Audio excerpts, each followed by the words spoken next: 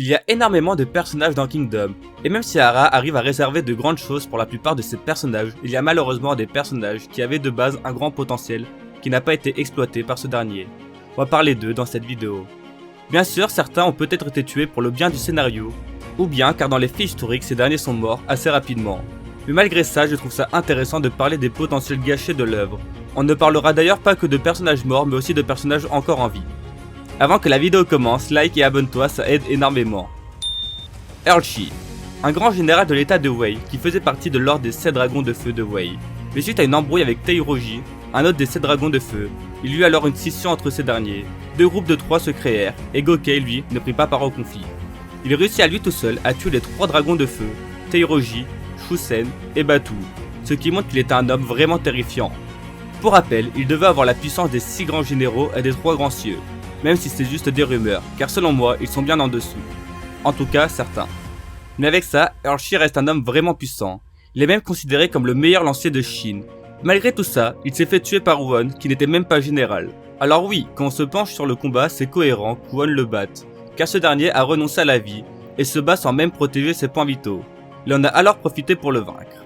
Et franchement, je trouve ça dommage qu'un homme avec autant de palmarès se fasse battre aussi facilement, alors qu'il aurait pu donner l'un des plus grands combats du manga, car sa force à son prime devait être terrifiante. Mais j'ai quand même bien aimé son combat contre Won. Yu, l'ami d'enfance de Shin. Comment faire une vidéo sur les potentiels gâchés sans parler de lui? Bien sûr que sa mort était vraiment importante pour la suite de l'œuvre, mais on est obligé d'imaginer un scénario où les deux auraient survécu. Durant sa jeunesse, il faisait jeu égal avec Shin. Il avait même 2 victoires d'avance sur lui, et quand on voit comment Shin se débrouille dès ses premières guerres, Yu aurait été un excellent soldat. Surtout qu'il avait une grande complicité avec Shin, et ils auraient créé un duo légendaire. Surtout qu'il était plus intelligent que lui. Mais Yu reconnaissait quand même Shin comme plus fort que lui, étant donné qu'il est capable de battre des adversaires que lui ne saurait vaincre. Cependant, son potentiel reste énorme. Puis là, on parle que de bataille, mais comme on l'a vu dans les premiers arcs, il aurait pu resservir de doublure à Sei pour certaines missions, ce qui nous aurait donné de très bons arcs ou moments. Shun Shin-kun. Certains d'entre vous ne se rappellent sans doute même pas de lui, alors que c'est l'un des hommes les plus influents de Shin. Il est le premier ministre et chef des affaires militaires de l'état de Shu. Il fait partie des gens qui a fait en sorte que l'état de Shu soit une superpuissance. Il est aussi l'un des 4 seigneurs des royaumes combattants. Pour ceux ayant oublié, ce sont des gens ayant l'influence semblable à celle d'un roi d'état. Avec tout ce que je viens de vous dire, vous voyez très bien quel grand homme on avait là, et le potentiel pour en faire un antagoniste politique était vraiment top. Il avait tout pour lui, toute la Chine le craignait et le respectait. Il est aussi l'un des hommes les plus intelligents de Chine, avec 98 d'intelligence dans ses stats. C'est le seul homme à écrire beaucoup qui a lu à travers la stratégie de Shueikun à Sanyu. Il fut même le commandant en chef de la coalition. Il fut d'ailleurs déchu de ses fonctions à cause de l'échec à la coalition, mais il restait très influent. Il se fit tuer par Ien, le frère de la femme qui portait son enfant.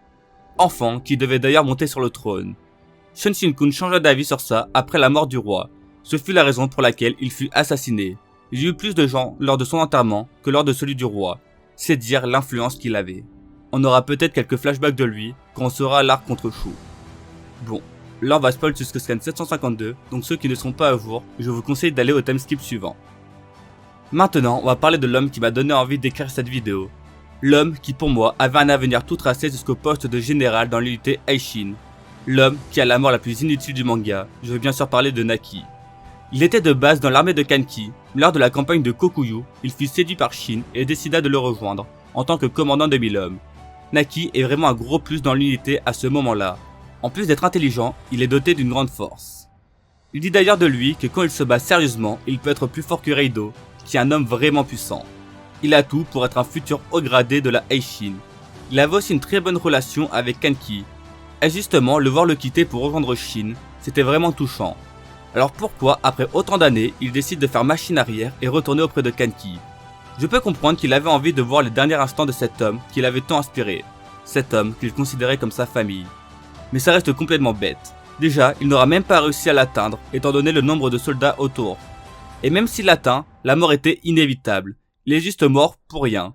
Il ne comprend vraiment pas le choix d'Hara. Surtout qu'en survivant, il aurait pu faire vivre une partie de Kanki en lui. Ça aurait été beau. C'était l'un des plus forts commandants de la Aishin, et beaucoup de lecteurs l'aimaient. Son sacrifice, il a vraiment aucun sens, il ne m'aura même pas touché. C'est vraiment le potentiel gâché du manga. On ne l'aura jamais vu se battre sérieusement.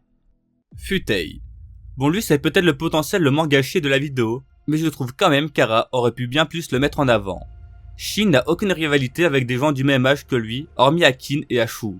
Ça aurait pu être intéressant qu'il ait un rival à Zhao. Lors de sa première apparition contre Shin, il était commandant de 3000 hommes, ce qui fut le cas de Shin juste après cette guerre.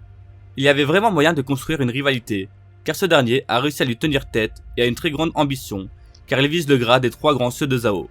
Mais malheureusement, on ne le voit rien faire de quasiment tout le manga. On le voit par-ci par-là, mais ne fait rien de concret, aucun fait marquant. Il est maintenant général, et même si une rivalité s'installe, ça sera trop tard. Shin est devenu bien plus puissant que lui, et je pense que Zhao ne tardera pas à tomber, donc il n'a quasiment plus le temps de faire ses preuves. J'espère quand même qu'il aura un combat digne de ce nom d'ici sa mort, ça pourrait être vraiment cool. Ah là là, Ten. Je sais que beaucoup d'entre vous la détestent, et franchement, plus ça va, et moins je l'apprécie. Je dirais même que plus ça va, et plus elle est inutile. Pour le coup, elle a vraiment un énorme potentiel, mais il ne sera sans doute jamais exploité complètement, car elle est dans l'unité de Shin. Quand elle a rejoint l'unité, c'est une bonne stratège malgré son âge et son manque d'expérience. Elle a eu la chance d'apprendre des plus grands. Elle a même fait certaines stratégies de très haut niveau. Mais maintenant, c'est vraiment plus ce que c'était. Shin développe son instinct, ce qui la met dans l'ombre. J'ai l'impression qu'Ara a du mal à faire briller les deux. J'espère me tromper et que dans la suite de l'œuvre, elle soit bien remise en avant, mais j'ai des doutes. Surtout quand je vois comment elle est traitée dans les derniers chapitres. Le fait qu'elle soit tombée dans le plan de Riboku, qui était vraiment évident, même pour nous lecteurs, c'est vraiment décevant. D'ailleurs, ce serait cool qu'il change un peu son chara design, car là, on dirait encore une enfant.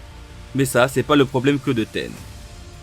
Au vu de son âge et de toute l'expérience qu'elle a engendrée, elle a un énorme potentiel, mais qui est vraiment gâché par l'unité dans laquelle elle se trouve. Mais contrairement aux autres de la vidéo, Ara pourra peut-être rectifier ça dans la suite de l'œuvre. Kenpichi. Je ne sais pas encore trop quoi penser de lui. Il a été introduit il y a des années, au moment où Rishi a rejoint Sei.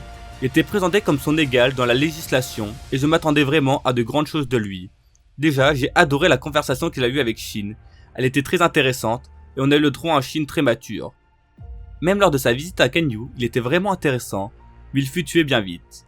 Je parle de lui dans cette vidéo car pour l'instant, c'est un potentiel gâché. Mais quand on sait que ses écrits, eux, survivent, alors ce n'est pas forcément du gâchis. Il ne reste plus qu'à savoir si ces écrits vont être importants dans la suite de l'œuvre ou non. Certains considèrent Shuei-kun comme un potentiel gâché, mais je ne suis pas du tout d'accord avec vous. Vous pensez ça car il a vraiment une puissance colossale, car il rivalisait avec Mubu dans sa jeunesse, et qu'il est très intelligent. Mais justement, Shin a besoin de lui en tant que chef des armées. Certes, ça serait incroyable de le voir sur les champs de bataille, mais je pense que ça viendra peut-être plus tard. Puis quand on sait qu'il est lié à l'état de Shu, ça m'étonnerait pas qu'il brille plus quand Qin se battra contre cet état, car pour rappel, il est originaire de Shu. Voilà les potentiels gâchés de Kingdom selon moi. Dites-moi en commentaire si vous êtes d'accord avec moi et lesquels j'aurais pu oublier, ça m'intéresse beaucoup. Si la vidéo vous a plu, abonnez-vous et likez-la, ça aide énormément. Sur ce, bonne journée et vive Kingdom.